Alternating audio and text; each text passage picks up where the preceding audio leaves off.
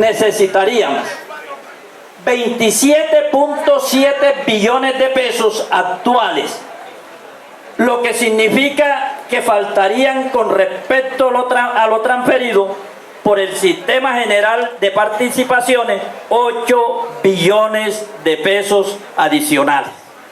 Lo que habíamos dicho acá anteriormente, que hoy con el acuerdo con FECODE de recibir, de implementar el preescolar de 3 grados en la escuela oficial no es posible si no se reforma el Sistema General de Participación.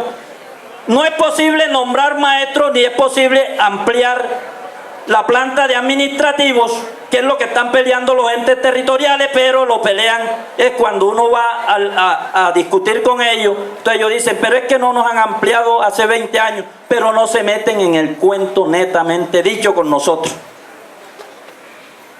Pero hay que tener en cuenta además que la capitación no alcanza a financiar la canasta educativa de calidad mínima. De hecho, están desfinanciados rubros tan importantes como la infraestructura, la dotación escolar, el mantenimiento, la formación docente, la implementación de proyectos escolares transversales y la remuneración docente se encuentra todavía considerablemente rezagada. Existen varios estudios de canasta de calidad educativa que muestran que entre un 40 y un 60% de la canasta anual por estudiante se encuentran descubiertas por la capitación. Estudio del mismo Ministerio de Educación, estudio de la Secretaría de Educación Distrital, eso en Bogotá, no la de aquí. Estudio de, ¿sabes cómo es? Save the Children, UK, y eso que ninguno de ellos tuvo en cuenta la jornada escolar completa, o sea, la jornada única. Lo que significa que haciendo un cálculo global se necesitarían 11.04 billones de pesos más hasta llegar a 38.8 billones necesarios para financiar la universalización de la educación con una canasta que presente estándares mínimos de calidad. Esto es casi el doble del presupuesto actual. Nosotros no hablamos del mínimo, nosotros hablamos es de lo que necesitan los estudiantes, lo que necesitan los docentes, lo que necesita el aula. Entonces, el mínimo es como para decir algo. Conclusión: la bolsa del Sistema General de Participaciones se quedó insuficiente para financiar las metas de cumplimiento del derecho a la educación. Si se quiere cumplir con las metas planteadas, la bolsa ya estaría copada, o sea, ya no hay más espacio. Esta situación no va a cambiar a futuro, pues si hacemos la proyección teniendo en cuenta el marco fiscal de mediano plazo, en 2010 el Sistema General de Participación en educación representaba el 2.49% del Producto Interno Bruto. En el 2017 cayó al 2.17% y en el 2027 apenas recuperará su participación al 2.48% del Producto Interno Bruto. Esta desfinanciación estructural se hace patente en las comparaciones internacionales. Si tomamos si tomamos los países de la OCDE, Colombia en el 2011 tenía un gasto per cápita en educación 8 veces menor que el promedio de estos países, 4 veces menor que Chile y 3 veces menor que México. una propuesta de transformación del sistema general de participación en el sector educativo. Es necesario recuperar el acuerdo constitucional de 1991, lo decía Petro por ahí en un audio y un documento que sacó, porque él fue también constituyente del año 1991.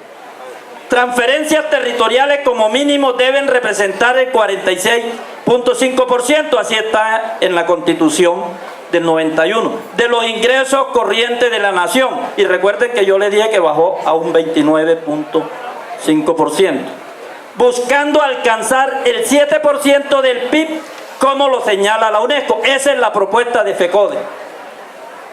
7.5% del Producto Interno Bruto. Hoy lo que ha dicho el gobierno es que estaría en el 2 y pico por ciento del Producto Interno Bruto.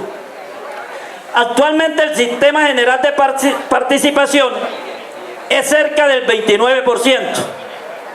Miren la diferencia. De los ingresos corrientes de la nación, se debe plantear una transición al alza hasta 46.5%, como lo señalaba el Acto Legislativo 01 de 2001, parágrafo transitorio 3. Así quedó. Se vuelve a la antigua fórmula, quedó un artículo transitorio en el Acto Legislativo 01, no, pero lo extendieron y piensan extenderlo dejando el 29% y no volver a la fórmula anterior del situado fiscal. Ya había un déficit histórico en 1991. A partir de 2001 ese déficit histórico se profundizó en cerca de 130 billones de pesos.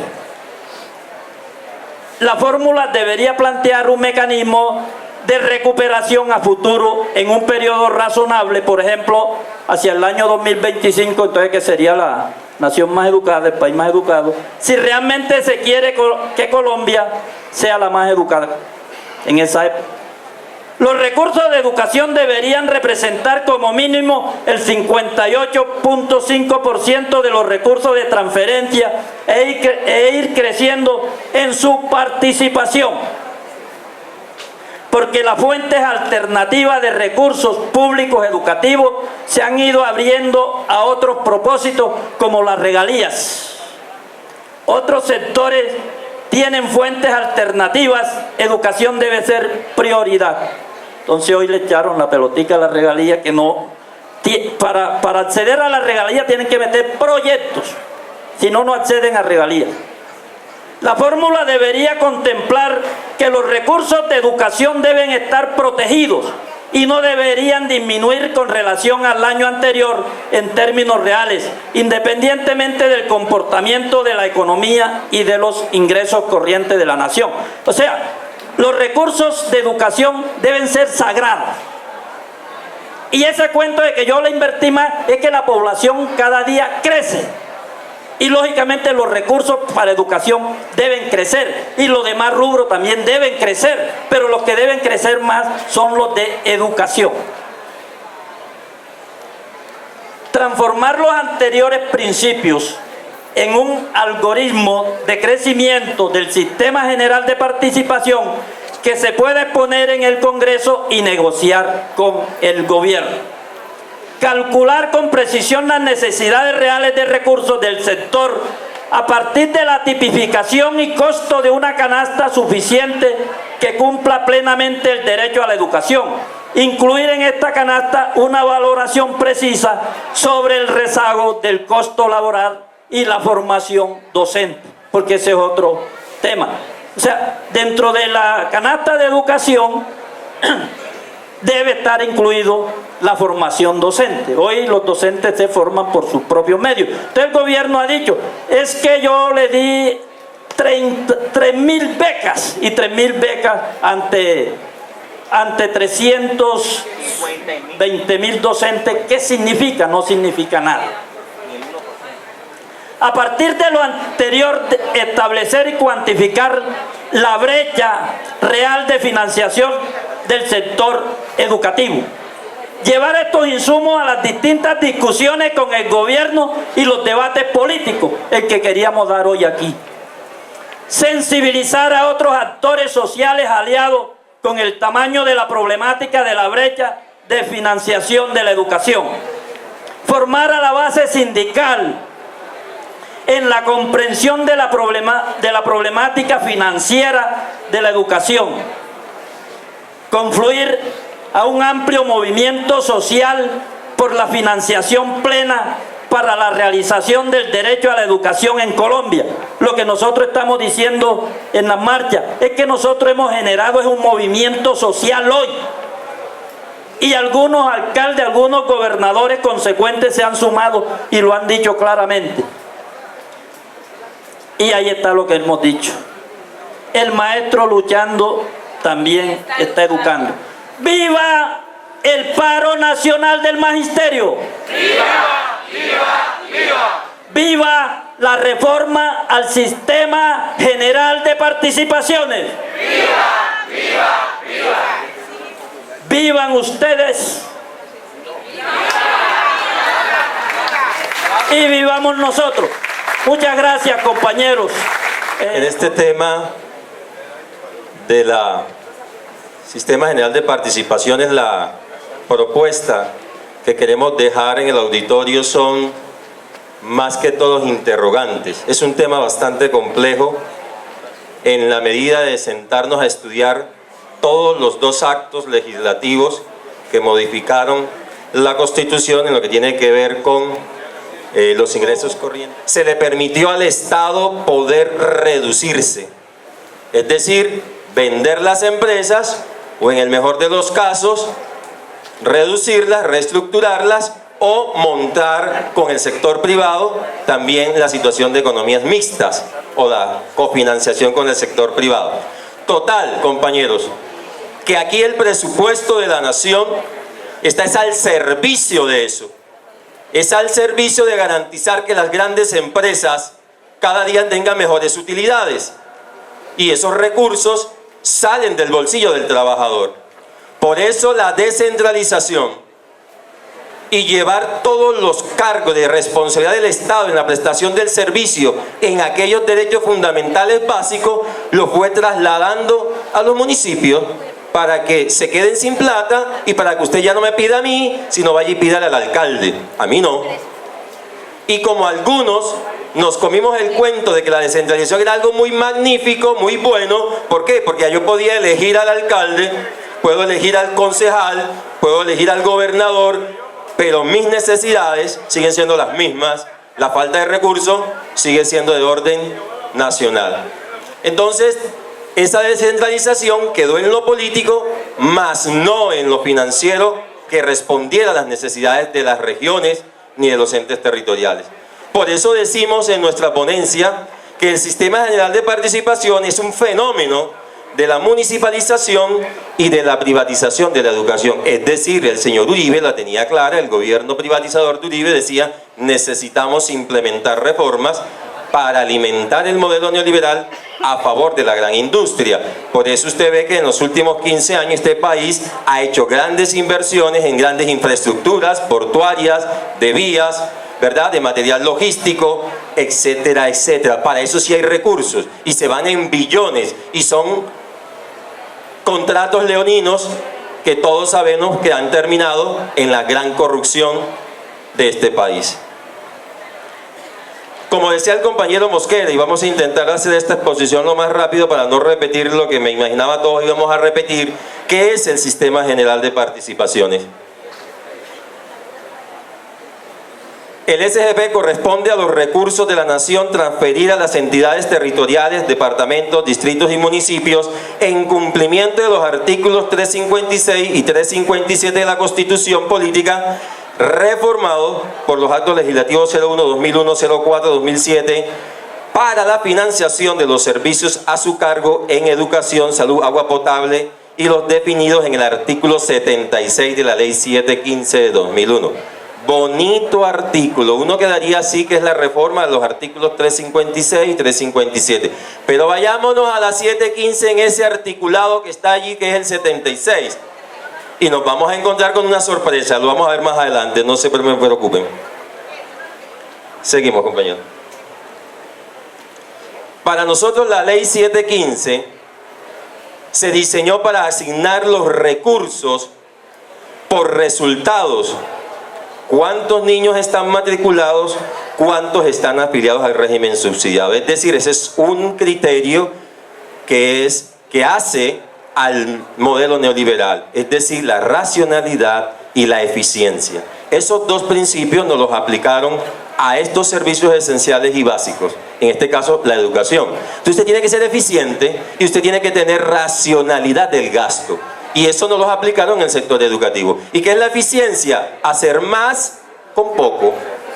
Entonces se inventan de que, bueno, vamos a ver si el colegio tiene más muchachos, más recursos. Si tiene menos muchachos, menos recursos va a necesitar.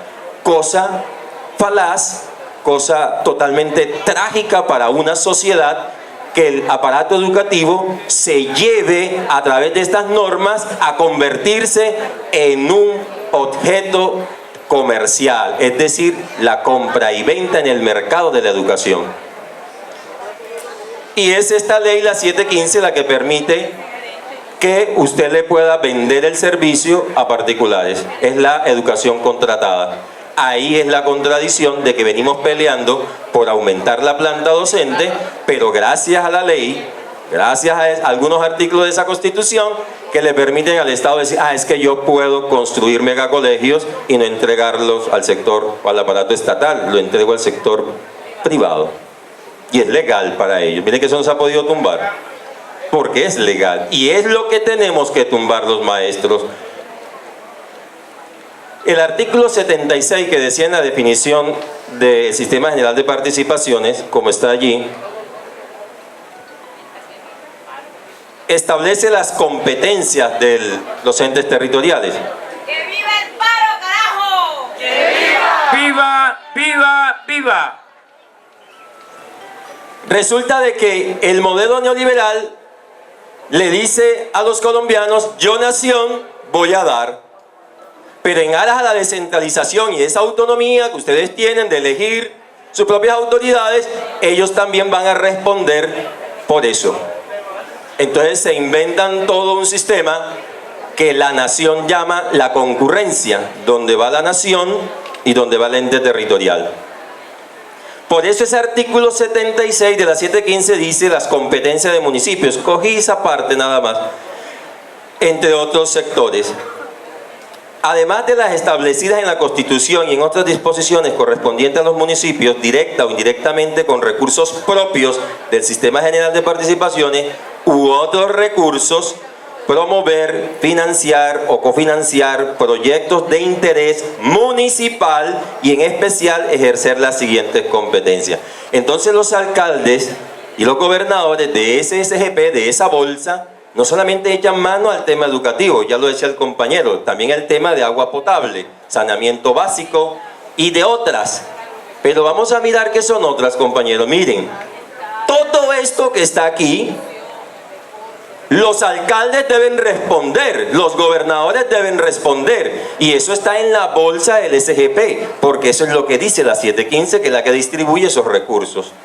Entonces el alcalde tiene que resolver el tema de servicios públicos. Tiene que resolver en materia de vivienda, tiene que resolver en el sector agropecuario, tiene que resolver en materia de transporte, tiene que resolver en materia ambiental, en materia de centros de reclusión, en deporte y recreación, en cultura, en prevención y atención de desastres, en materia de promoción del desarrollo, en atención a grupos vulnerables, a equipamientos municipales, desarrollo comunitario, en justicia y por aquí al final, restaurantes escolares y en el empleo, de esa misma bolsa. Y ya el compañero decía en qué porcentaje está distribuido esa bolsa, ¿verdad? El 11% y algo, que es lo que deben destinar para esto los alcaldes. En ese orden de idea uno, por eso era interesante cuando dice el compañero que esto es un debate nacional, para que nos diga el alcalde, el gobernador, cómo diablos hace para eso.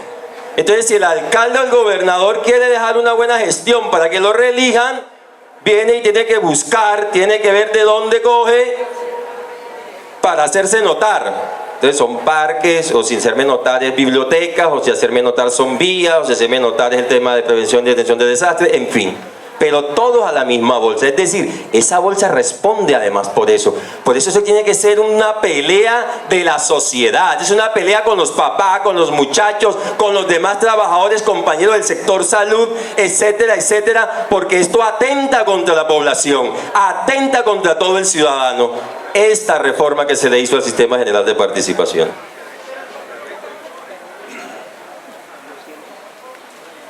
Seguimos. Decía que los entes territoriales tienen competencias que les da la 715.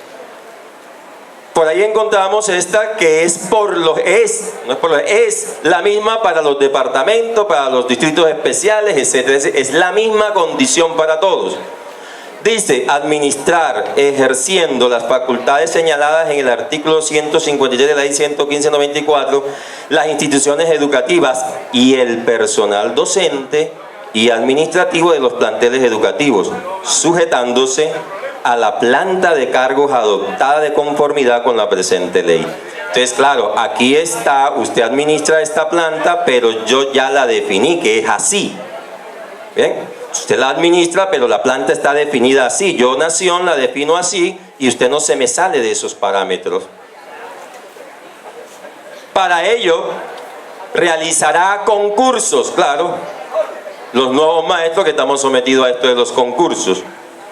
Efectuará los nombramientos del personal requerido, administrará los ascensos, bonita pregunta para 1278, sin superar en ningún caso el monto de los recursos disponibles en el Sistema General de Participaciones y trasladará docentes entre los municipios, previsiblemente entre los límites y más requisitos legales en la expedición de las respectivas actas o actos administrativos debidamente motivados. Pero miren que la esencia es que esa administración de esa planta, además de estar condicionada, lo que hemos venido denunciando nosotros, es el bendito contrato laboral que tiene el nuevo magisterio, que lo diseñaron y lo montaron a imagen y semejanza de toda esta política. Porque el SGP no crece, las reformas que se hicieron en los artículos de la Constitución es para que el sistema general no creciera, se mantuviera estancado. Y para tenerlo estancado necesito que quien trabaja allí también esté estancado, para que no se me supere, para que no me desborde lo que ellos han definido como los recursos que necesita la nación para estos sectores. Por eso es que el 1278 es un estatuto que encaja en toda la política de privatización del gobierno. Claro, ¿cuándo vamos a ascender?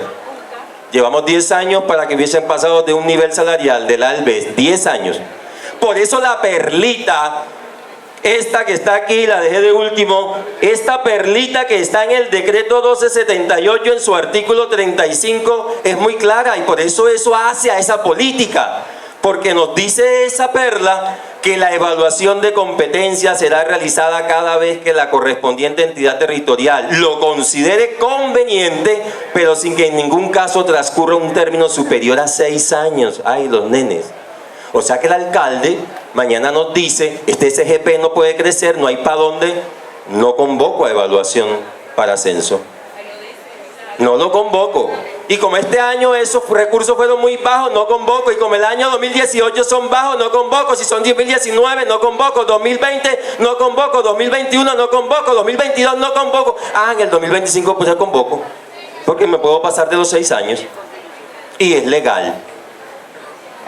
Y usted se queda como trabajador con 6 años de servicio sin que se le reconozca un peso por ese tiempo, sin que se le reconozca los estudios que haya hecho en ese tiempo.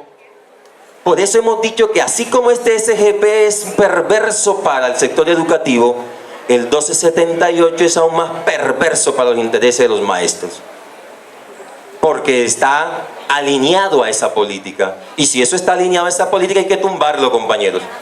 Abajo el estatuto 1278, compañeros. Abajo, abajo, abajo. Abajo la separación de competencia. Abajo, abajo, abajo. Abajo los corruptos de Santa Marta. Abajo, abajo, abajo.